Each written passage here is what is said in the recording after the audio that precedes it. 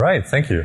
For the next 40-something minutes, I'll be talking about just-in-time compilers for JavaScript, mainly how they work and what kind of bugs you can find there. We'll start with, let me turn this on. We'll start with a short overview. How does a JavaScript engine look like? So these are kind of the main components you'll need to make a JavaScript engine. First, we have the parser that basically takes your JavaScript code as textual representation and converts it to bytecode, usually like custom bytecode for the engine. So it's also kind of a bytecode compiler if you want. Next, we have an interpreter and or a JIT compiler, which basically consumes this bytecode and somehow executes it, right? So the interpreter can just execute the code directly. The JIT compiler first converts it to machine code, then runs your machine code. So while this code runs, it interacts with what I call the runtime, which essentially defines various data structures like values, objects, and so on. And it provides a bunch of built-in functions, objects, etc. And finally, we have the garbage collector. So JavaScript is garbage collected language, meaning the programmer doesn't need to take care of freeing memory, so the garbage collector does that. So with that, here's what we'll talk about today. We'll start with some introduction or some background on the runtime, how it works mainly. We'll talk about JavaScript values and objects. Then we'll talk about JIT compiler internals, how they work, how they convert JavaScript to machine code. Then we'll talk about attack surface, what kind of bugs you can find there and how to exploit them a bit. And finally, we'll talk about one specific bug in WebKit, which I used for Pwn2Own this year. All right, start with the runtime and actually start with JavaScript values. So JavaScript is what is called a dynamically typed language. That means that, for example, variables or properties, they can essentially change type. So if you look at these code snippets here, you see this variable A, it's first a number, then it's a string, it's an object. That's all fine. For the engine, that means that it has to store type information together with this value information. And then the challenge here is to do this efficiently. And usually the solution ends up being some clever hacks that manage to store both type and value information in 8 bytes. There's 2 of those clever hacks, basically. One is called non-boxing, and the other is pointer tagging. For this talk, we'll talk about pointer tagging just because it's a bit simpler. Actually, we'll use the schema from V8, the Chromium engine. So in V8, a JavaScript value is basically an 8-byte number or 8-byte value, assuming 64-bit architecture. Now, if the least significant bit, if that is cleared, if that is 0, then this thing is a number or a small integer, they call it. So that's what you see on the left here. You see the least significant bit is 0, and then the payload, the 32-bit payload, is stored in the upper 32 bits. So this value, if you see that in an engine in V8, represents the number hex 42. On the other hand, if the least significant bit, if that is set, then you have a pointer, and that's pointing to some object, and then at that location there will be more type information. So you can see here on the right side, that value has the 1-bit set, so it's pointing to some kind of object. All right. So speaking of objects, that's the next data structure we'll look at. So the question here is how to represent objects efficiently. For us, an object is basically just kind of a collection of key-value pairs, keys being strings and values being JavaScript values. So if you wanted to store that, maybe the first thing you could come up with is just make a hash map that maps strings to values. That's quite simple, but it's not what happens. So in reality, in all of the major engines right now, what they do is essentially they separate property name information from value information. And then they have this object that I'll just call shape for this talk. This shape object essentially stores the property names. So let's look at that. Again, this is the object we want to represent, so X and Y properties. And then instead of having this object store with a hash map mapping strings to values, instead we have the object which points to its shape. So that's a separate object. Now this shape essentially maps property names to integers. And these integers they are being used as indices into basically a dynamically sized array of values associated with every object. Okay, so let's say you wanted to look up the property x on this object. What you would do is first go to the shape. Then you could see that property x is stored at slot 0. Then you go back to the object, go to the slots array, and then you find the value 41. So that's how it works. So you're probably wondering why are they doing that? What's the benefit here? Let me show you an example. So again, we have the same object, x and y properties. Now if you create another object that's similar in the sense that it also has x and y properties, now suddenly those two objects, they are able to share the same shape. So there's no redundancy essentially, right? So that's the main benefit here, that these shapes, they can be shared, so they can be used to conserve memory basically. And they are shared between similar objects essentially.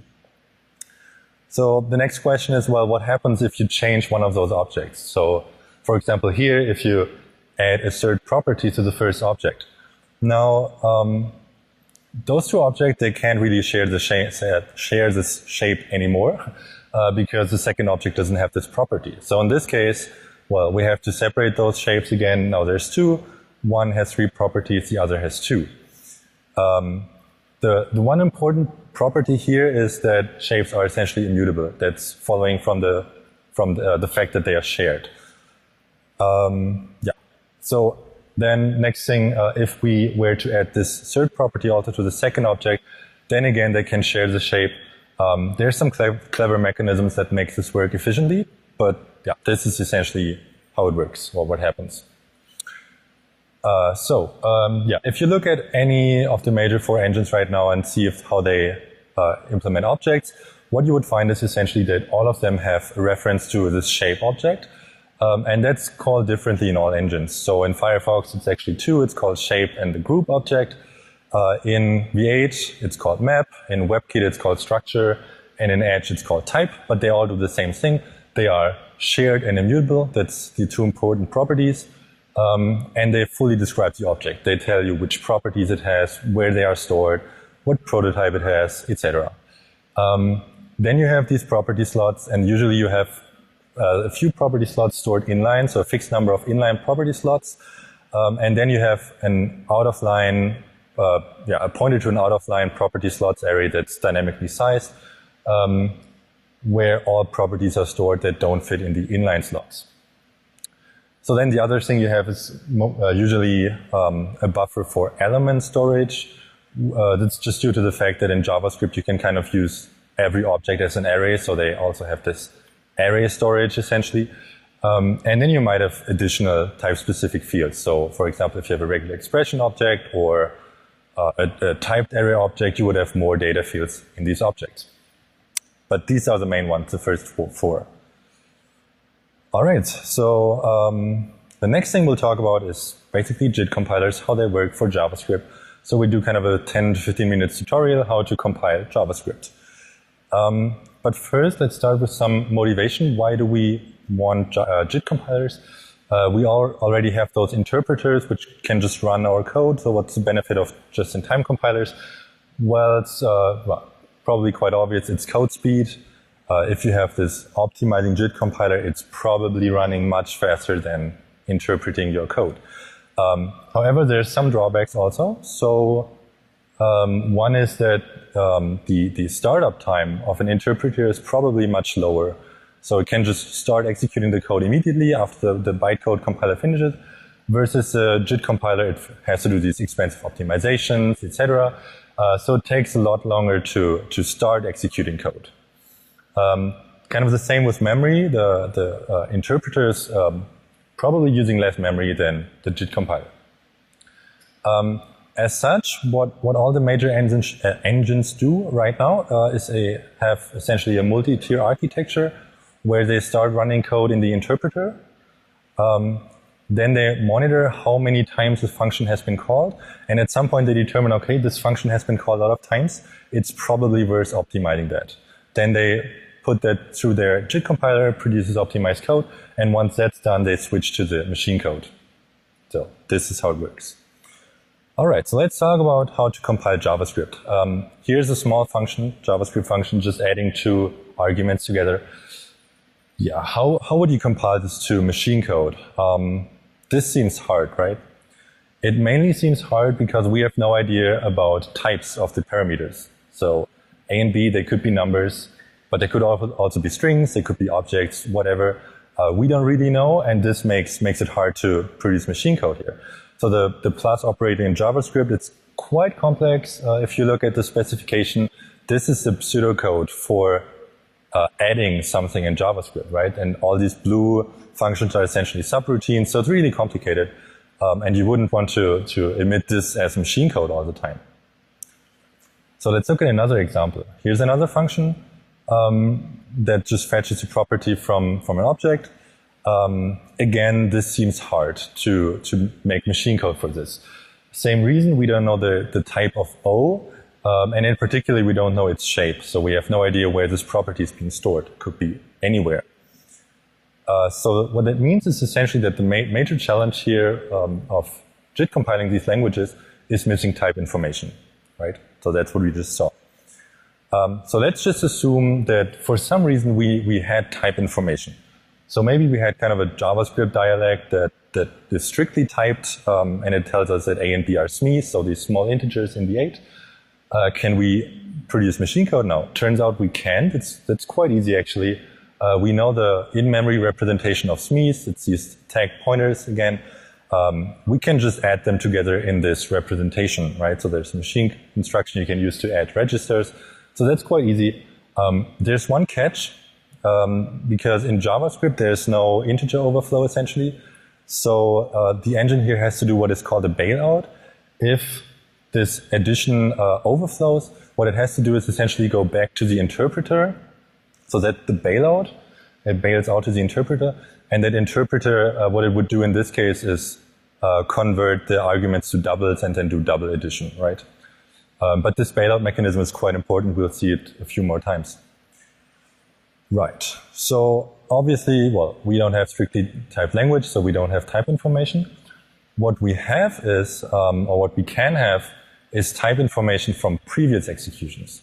So remember I said that right now, when you run JavaScript in an engine, it first runs it in the interpreter, and only after some time it goes to the JIT compiler. So by the time we want to compile, we do have type information from previous runs. So we can just keep track of all the types we see for every variable. So how does this help us? Well, what we can do is speculate that in the future we will see the same types. And this is really the main trick here, and this is where the name speculative JIT comes from. So let's look at an example. Again, here's our add function. And let's say we keep track of it while it runs in the interpreter. And this is what we see. It's always being called with SMEs as arguments, okay? So at this point, when we compile, we speculate that also in the future we will see SMEs as arguments for this function. So how does this help us, right? So now we have type speculations for all variables. What can we do now? The trick here is to use so-called speculation guards. And these are just kind of small pieces of machine code that ensure that our speculation still holds at runtime. So they come in different flavors. Here's two of them. On the right side, you see a SME guard. So that just makes sure that some variable is SME as we expected. So it's checking this least significant bit here. And if not, it bails out. Again, bailout mechanism. On the left side, you see a shape guard, which makes sure that some object has the expected shape. What it does is just fetch the shape pointer from the object compared to a constant. And this works because shapes are shared and immutable. So that's why they are, how this works. So let's look at an example again. Here's the other function, the function that fetches a property. Let's say we speculate that O will always be an object of a specific shape.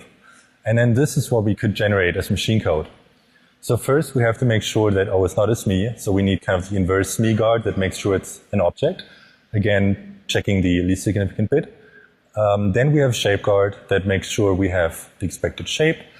And then at that point, if both of these guards run through, we have type information. We know the shape of this object, and we can just directly load this property from the object. So in this case, maybe property B is stored in an inline slot, so we can just dereference the pointer basically. Yeah, what that means is that essentially these speculation guards, they give us type information back. So that's the main trick for dealing with missing type information. So let's look at kind of a typical JIT compiler pipeline. This is what you would see if you were to go through the code basically. So right now it always starts from bytecode plus value profiles. That's not necessarily like that. So V8 used to feed the abstract syntax tree in its JIT compiler, but right now all engines, they start from the bytecode. Then they convert this bytecode to their own custom intermediate language, which they do because, well, the bytecode isn't really there for optimizing, so they convert it to a different form that's better suited for optimizing the code later on. Then they do this typing or specializing where they apply those, or where they look at those value profiles, do the type speculations, insert type guards, and then they end up with this graph, or usually graph-based intermediate language, plus runtime guards, and at this point we basically have type information. Afterward, it kind of looks like a classic compiler for, well, like C++ or Java maybe. So they run a bunch of optimizers to produce better, faster code. They end up with this optimized intermediate language. Then they have to lower that to machine code. So that's called lowering, selecting machine instructions, allocating registers, and so on. And then, we end up with machine code. So let's sum this up. What we've seen is that major challenge of JIT compilers is missing type information. Solution is to first observe runtime behavior, keep track of types, then speculate that we'll see the same types in the future, guard these speculations with these runtime guards, and then basically optimize and emit machine code. If you want to take a look at this, there's a really cool tool from V8 developers. It's called Turbolizer. What it does is basically render their intermediate graph-based language in a nice web-based UI. So that's what I did here. I just kind of compiled this function foo in V8, took a look at this graph, and what you see here is essentially data flow graph. So parameter 1, that's O, it flows into a check heap object node. That's making sure it's not a SME. If it is, then it bails out. Next, it flows into this check maps node. So that's making sure it's having the expected shape. So remember, shape is called map in V8. And after these two checks, it knows the exact type of the parameter. So it can just load this field from offset 24 in this case, right? Cool. So now we have kind of a basic idea of how these compilers work. So let's talk about attack surface. So here I made, this is my list of kind of bug categories that I want to talk about in this talk. The list is sorted from basically classic bugs that don't really have anything to do with JIT compilers to very specific bugs that you can only find there, right? So the first one is memory corruption in the compiler. That's kind of obvious because these compilers are written in C or C++ actually, so they can have all these standard bugs, right? Overflows, use after freeze, etc. So it's really not specific to JIT compilers at all, and we actually won't talk about them any further. The next two categories here are bugs in the lowering phase where it converts to machine code, so we'll talk about that a bit. If there's time at the end, I can show some example bugs of mine for these two categories. If not, then you can find them on the slides afterwards. So then the biggest part, the biggest category that I want to talk about is incorrect optimizations, so we'll spend a lot of time there. And then at the end, I'll talk about everything that I didn't talk about because not enough time. Just very briefly. You can also divide this like this. So basically, the memory corruption bugs, they would crash at compile time, right? Because the compiler itself has a memory corruption bug, versus all the others, they only crash at runtime, or they produce faulty conditions at runtime, right? So they are a bit more interesting, I think. So let's start with the first one. That's these low pass handlers. So if you look at basically this lowering code where they convert from their own intermediate language to machine code, it usually looks like this, where they just have one function for every operation or every instruction in their intermediate language, and this function is responsible for turning that operation into machine code. So here's one example. That's what it might look like.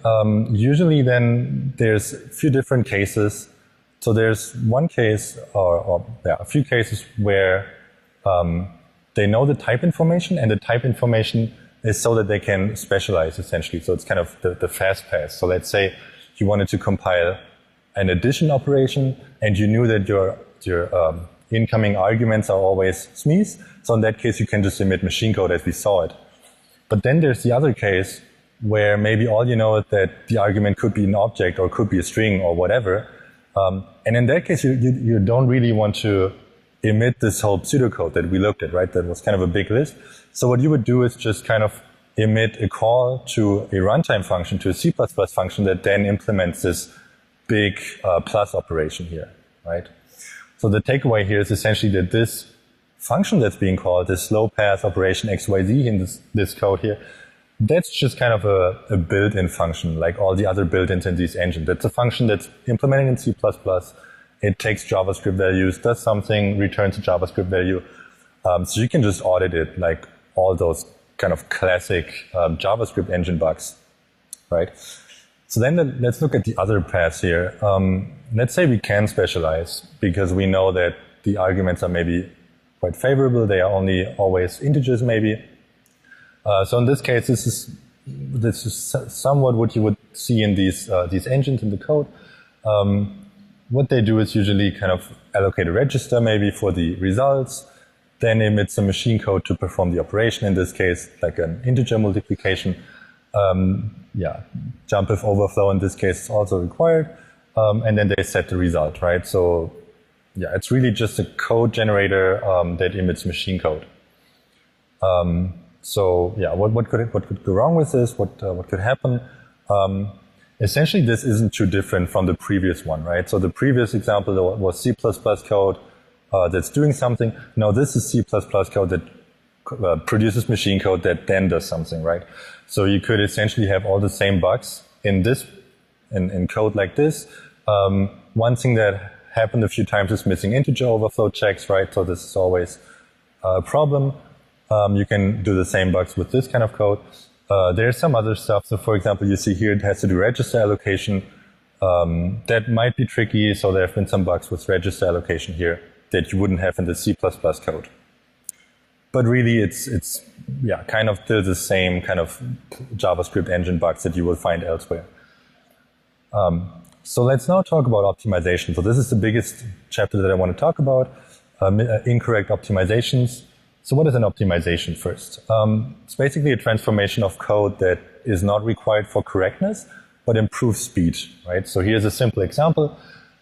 We have this function here, circumference, computes circumference of a circle. And in this case, the compiler could notice that this expression 2 times pi is actually constant.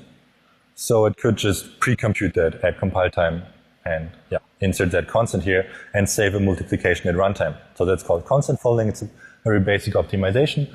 And there's a bunch of others. If you look at those compilers, they have a huge list of optimizations they do. Some of them are quite complex, quite dangerous. So if that goes wrong, that usually results in pretty nice bugs.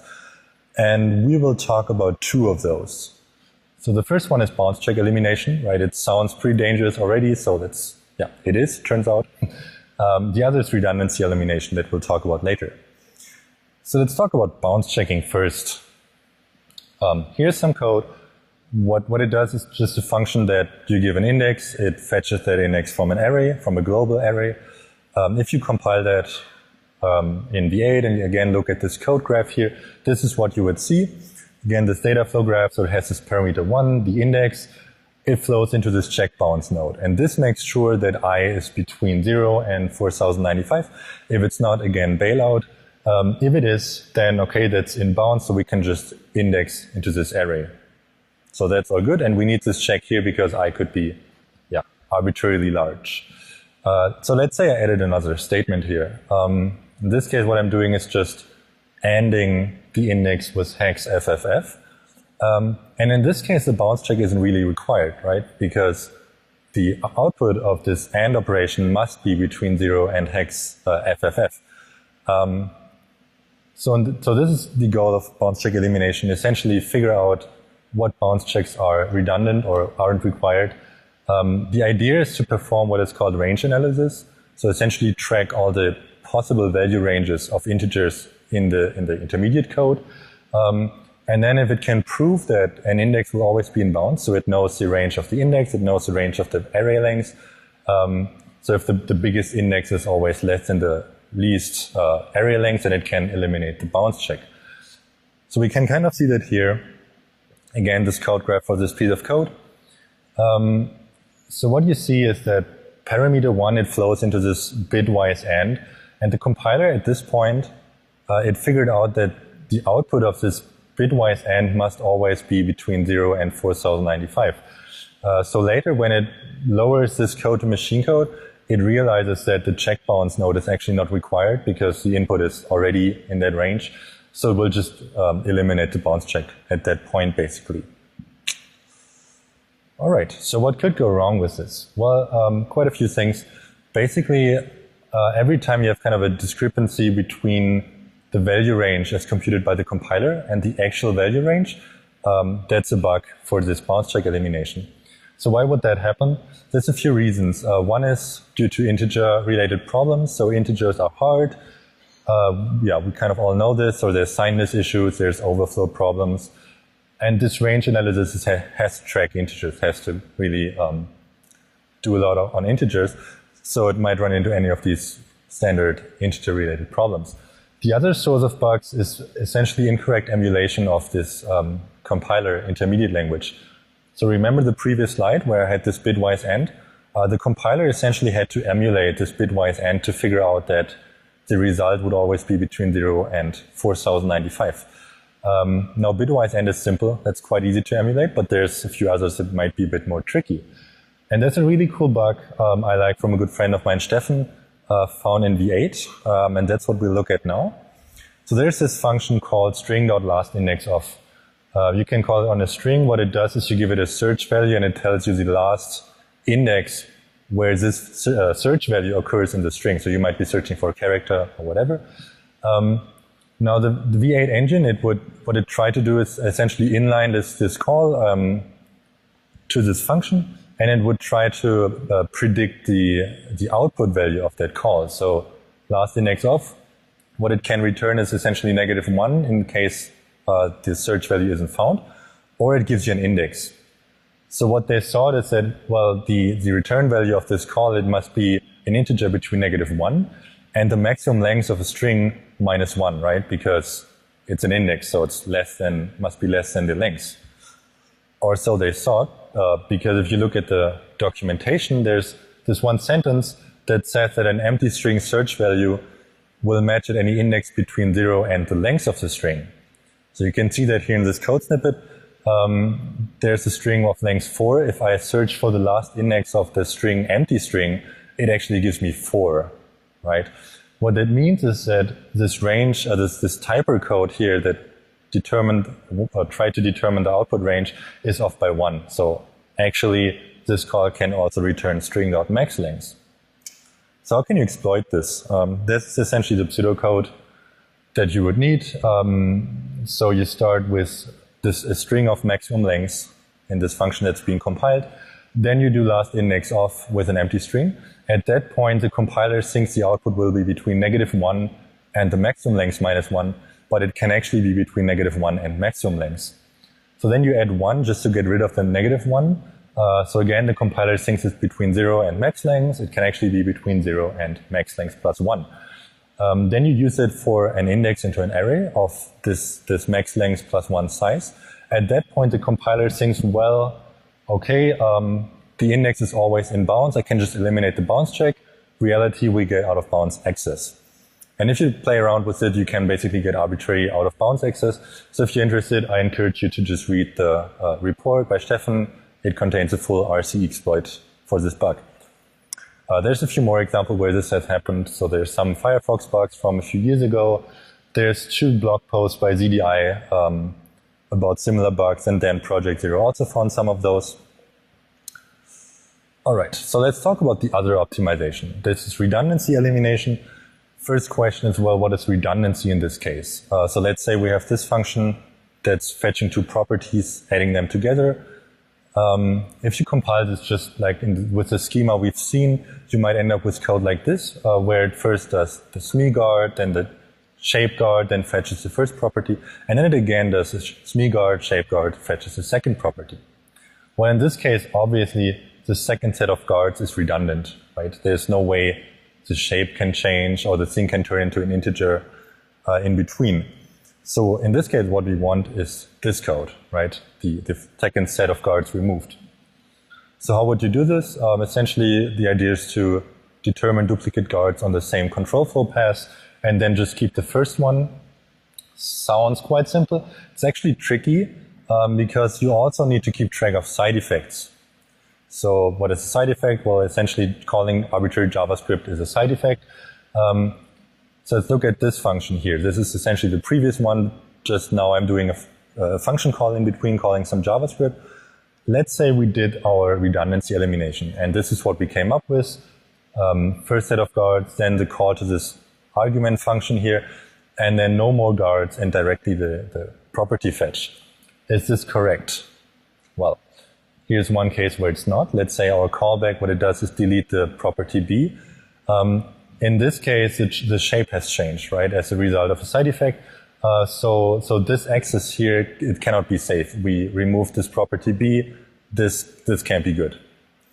So in this case, we have to keep the shape guard, essentially, the second. So that's what you have to do. If you realize there's a potential side effect here, you have to keep the following shape guards. Right, so this requires the engine to essentially be able to precisely model all side effects of all the operations in an intermediate language. And this is hard. So JavaScript is full of these callbacks. They are everywhere. They have been a big source of bugs for the last years, essentially. And they continue to be a source of bugs in this case here. So let's talk about exploitation. How could you exploit a bug like this? For that, we need to talk a bit about arrays in JavaScript. So let's just do this very quickly here. So arrays are kind of commonly used data structures, so the engine tries to optimize for them. Let's say we have an array that only stores doubles, like in this case here.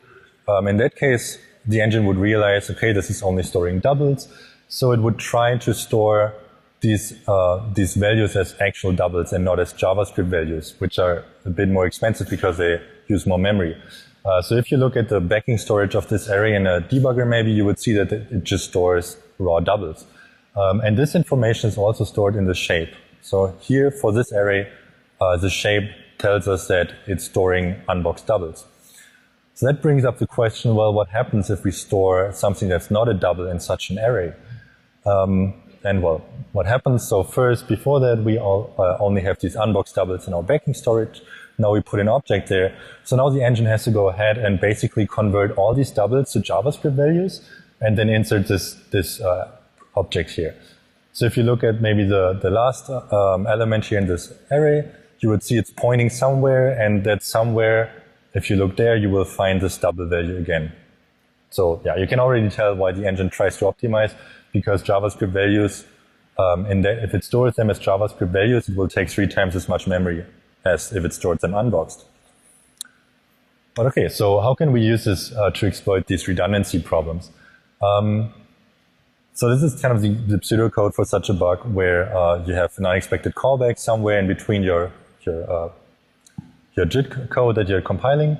And then essentially the exploit looks like this. So you first optimize your function to work on arrays with unboxed doubles.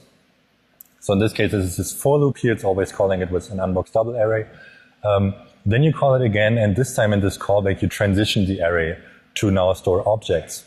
And then if the function, if this callback returns, the JIT code essentially still thinks that the array is storing unboxed doubles, but it's now storing pointers. So in this case, what it would do is basically fetch this pointer, treat it as a double and give it back to you. So you would get this weird looking double, which is essentially the address of this object in memory. So that's an info leak. So we get a type confusion. That's basically what we achieve here. This bug, we've seen it a few times. Again, ZDI has written a blog post about it. Project Zero also found some bugs. And then there's this my CVE from WebKit, which I used for prone to own, and that's what we'll talk about now. Right, so this was JavaScript core, the WebKit engine. They also use a graph-based intermediate language. They also do this precise modeling of side effects because they want to do redundancy elimination. In their case, there's this class called abstract interpreter, which is responsible for doing just that. It's tracking all kinds of read writes to stack, heap, and so on. And it's making sure, it's tracking essentially side effects, right? If you look at this abstract interpreter, it's essentially a huge switch case statement that for every operation in the intermediate language knows what side effects it has. In case it has side effects like a call instruction, it's calling this global world function, which basically says that, well, this has side effects, throw away all type information and keep following shape guards, right? So if we look for some other code here, there's one operation that's called create this. What it does is basically during construction, it allocates the objects that's being constructed. And if you look at this code in the abstract interpreter here, you can tell that it doesn't call global world. So it's assuming that this operation is in fact side effect free, right? Well, it turns out it's not, and that's exactly the bug I exploited.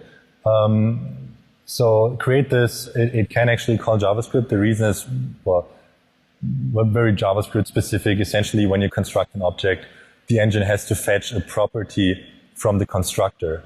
And fetching a property in JavaScript, that's something that you can intercept. For example, with a proxy. So proxy is just kind of a tool that you have in JavaScript to intercept all these standard operations on objects.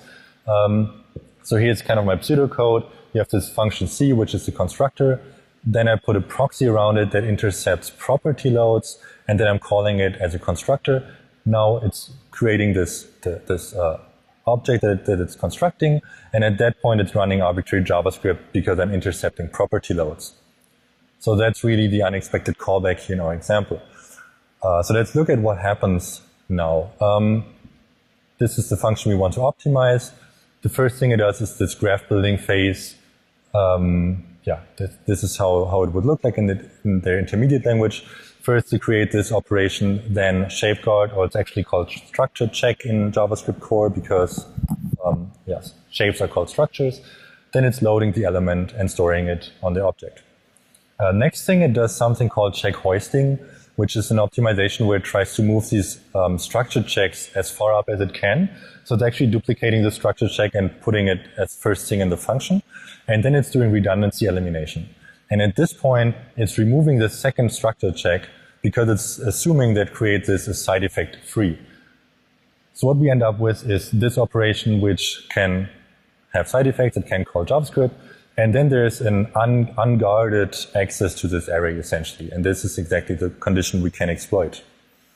So for this, we can just use the same trick that I showed previously with the array confusion stuff and confuse doubles and JavaScript values.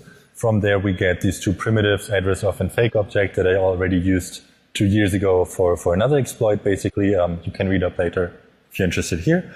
And from there, it's really easy, or it used to be really easy. It's basically fake a type array as you get arbitrary read write that way, and then you can just run shellcode, basically. So this is kind of the proof of concept for this bug. It's a bit more complicated, so I'm not going to go through all of this code right now. If you ran this on the vulnerable version, it would crash with 41414141 because that's this weird double value that you have at the bottom here. If you're interested, I will push my commented exploit to GitHub so you can take a look. And then we'll do a demo. Right, so what you will now see, that's basically my full pwn-to-own chain. So it has the WebKit RCE, which gets this code execution in the renderer. And that's exploiting this bug, but only this one. So this one is quite powerful. It allows us to bypass all mitigations. And then there's two more bugs. There's one logic bug in macOS that gets me out of the sandbox. And then there's another logic bug that I use to escalate from user to root and then root to kernel, because that's kind of a additional security boundary in macOS, I guess. Right, so let's see this in action. So there's the calculator popping up, mandatory calculator. And here we can see this is kxstat, so it's showing the list of loaded kernel modules. And this is my own kernel module that loaded into the kernel without a developer certificate, so it's not signed in any way. Right, so this is a full chain, goes from browsing to web page to kernel mode code execution in kind of just a few seconds, and it's super reliable because it's basically just logic bugs the whole way. All right, so that brings us to the end.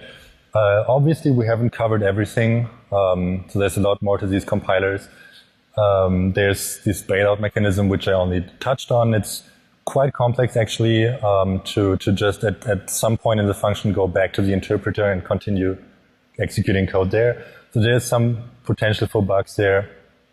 There's some other mechanisms like on-stack replacement, where basically the engine can also switch to the JIT code while running the function. So let's say you have a function that has a while loop that's running very long.